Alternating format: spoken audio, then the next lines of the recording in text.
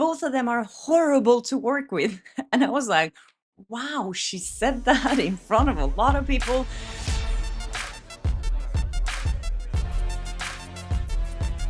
Hi and welcome to Blossom Talk. I'm Zashti Flo, and here on my channel I talk about my good and bad experiences in Hollywood working as an entertainment reporter, and as you know, a lot about Blake Lively and Justin Baldoni's legal drama.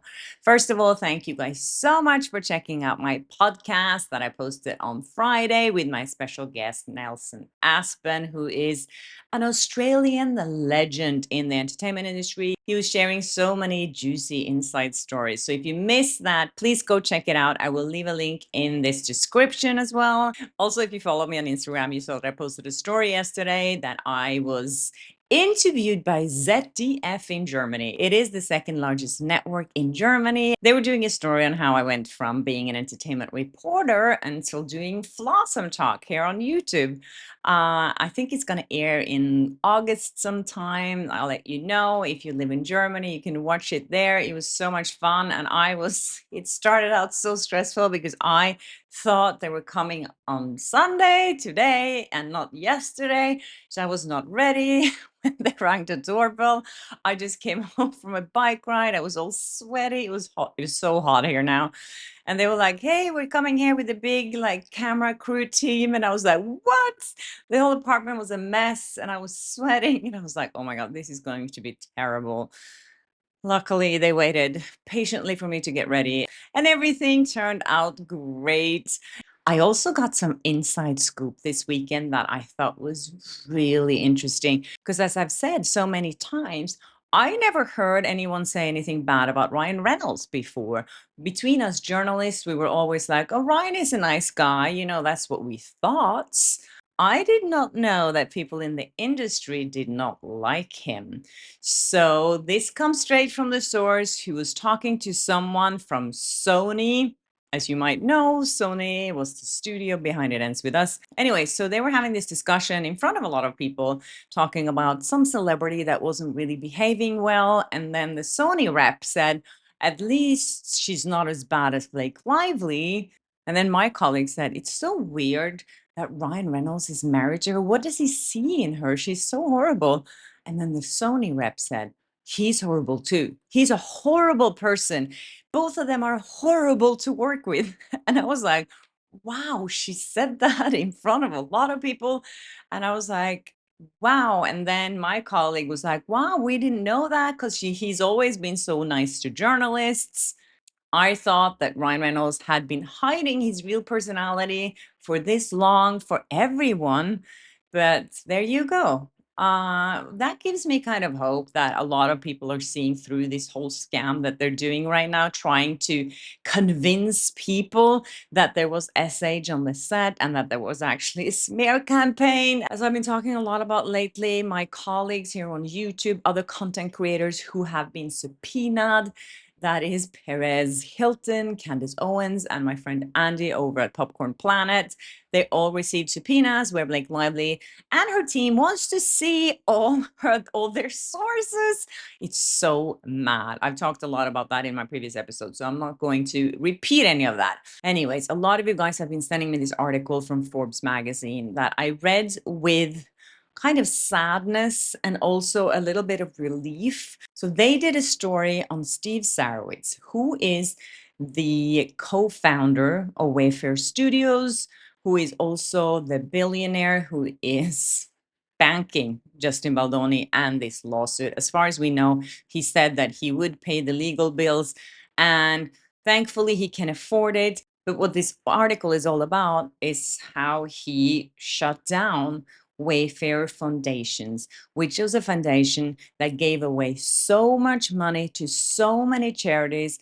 And here is the reason why it happened. So many people were speculating online saying that this was Justin Baldoni's foundation. It really isn't. It is all Steve Sarowitz's money, his personal money that he put into it. And the reason for him to actually shut it down is not because he doesn't have any money. This is really sad. And this is the real consequence of Blake Lively's lawsuit.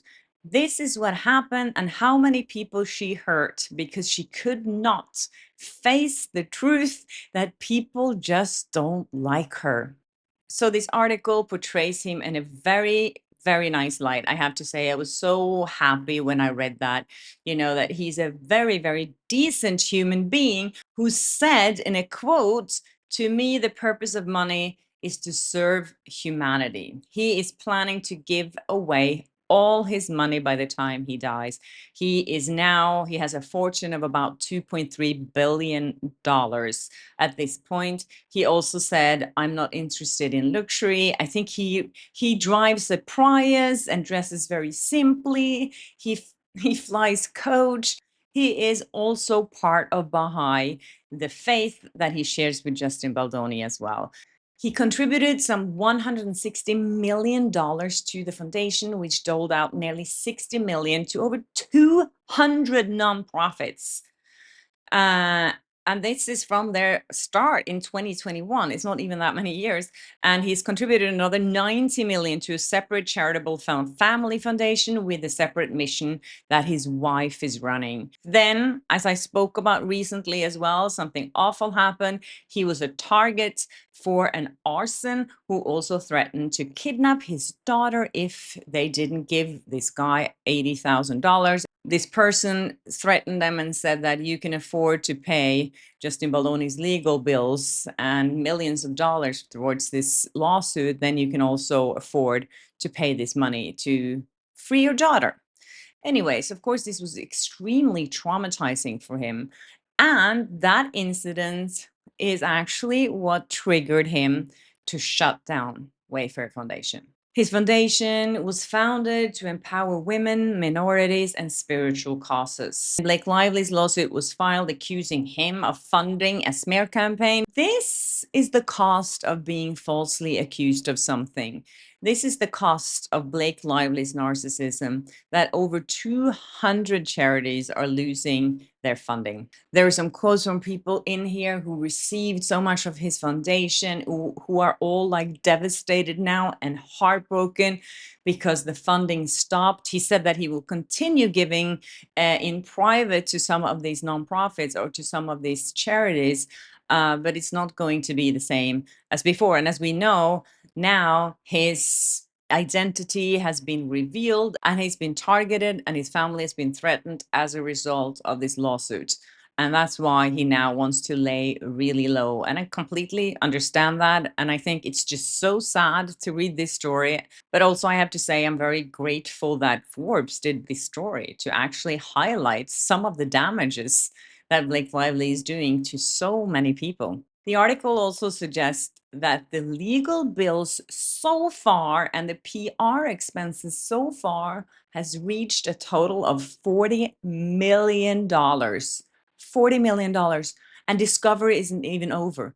Can you imagine? Discovery is usually the most expensive process in a lawsuit, but still, this is just insane and it's only the beginning. I mean, if it's continuing like this could definitely end up being 100 million in legal bills before even the trial start. Can you imagine how many people, how many victims $100 million or just by now $40 million could help? Just because Blake Lively cannot tolerate being unpopular. Anyways, thank you, Lotta, for sending me this. I didn't actually think about this so much the other day when I reported on it. But now when I see the whole picture here, this is so ridiculous. So I already reported on Blake Lively's team wanting to see all the footage from It Ends With Us. And they're claiming that the footage is 50,000 hours. And as someone pointed me to Cassidy O'Connell's video where she did some calculations here, it makes it so hilarious. So 50,000 hours of footage equals, as she said, 5.7 years of film if you shoot 24/7. So the fact that Blake Lively's team wants 6 weeks to look through 5.7 years of footage, it's just insane. Of course, they don't have 50,000 hours of footage. That is the most idiotic thing and very like naive and very dumb and very like uneducated to say something like that. Do they really think that Justin Baldoni had like 10 people just shooting that wouldn't even be enough, actually. I don't know, my math isn't that great, but I can say for sure that they do not have 50,000 hours of film. Maybe they have 1,000 hours, maybe, if they had a bunch of cameras going the entire time of the shoot. But this is so stupid, and just another attempt from Blake Lively's team. Like, so they're so desperate. They are so desperate to find something. And now, of course, they're saying that they want another 6 weeks of discovery because they have so much footage to go through. Good luck finding anything in there. Anyways, Ryan Reynolds, I've been posting lately. I was also reporting on him receiving, he was appointed an officer of the Order of Canada. That made a lot of Canadians really angry. And it was interesting because he posted about this, or someone, there was like this honorable officer or someone that tagged him in a photo when he received this honor. And that post has 330 comments, and they're all positive. They must have hired someone full time for that post to just sit and delete every negative comment, because all of his other posts have about 10 to 15 comments and the comment sections are closed. And they're all positive, obviously, but he only has like 10 or 15 of them on every single post. And now all of a sudden he has 330 positive comments. Like, oh my God, but it's still open, you guys. If you want to give them some extra work, I'm sure you can go in there and share some of your thoughts about how he received this honor that is making a lot of Canadians really angry. Anyways, there's another post here, just as a comparison, you know? He also promoted with National Geographic and Disney Plus, he promoted this documentary that he was doing the voice, or he was the narrator, and it's got over 2,200 comments because he didn't actually monitor the comments here, and they're all trashing him. I didn't read all 2,200, but it's insane. So that just makes that other post look ridiculous. This is so obvious, and it's all there, all this evidence of how they're trying to save their public image, and it's just getting so embarrassing at this point. Oh, gosh. Anyways, Anna also sent me some Reddit posts from over a year ago, and I went through them. There's so many posts, you guys, that are criticizing Blake Lively. They're criticizing her outfits. They're criticizing her age. They're criticizing her hair. A lot of them are talking about how Ryan and Blake used to have like wear these couple goals, you know, everyone wanted to be like them, and how that changed. And remember, this is over a year ago, before even It Ends With Us had premiered anything, anyone even knew anything about it.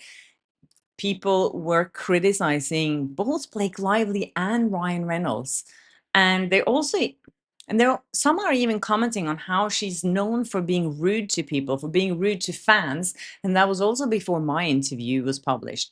So all these things, I mean, there is so much evidence out there that this so-called smear campaign started way before Justin Baldoni was out there and even accused of starting this smear campaign. I guess they're saying it started after the premiere, because that's when they filed that sham lawsuit. I think that was in September. So if they felt that this smear campaign was going on for so much longer, why didn't they file the sham lawsuit earlier? Anyways, that's it for me, you guys, on a Sunday. I hope you enjoyed this episode, and I hope this week is going to be interesting.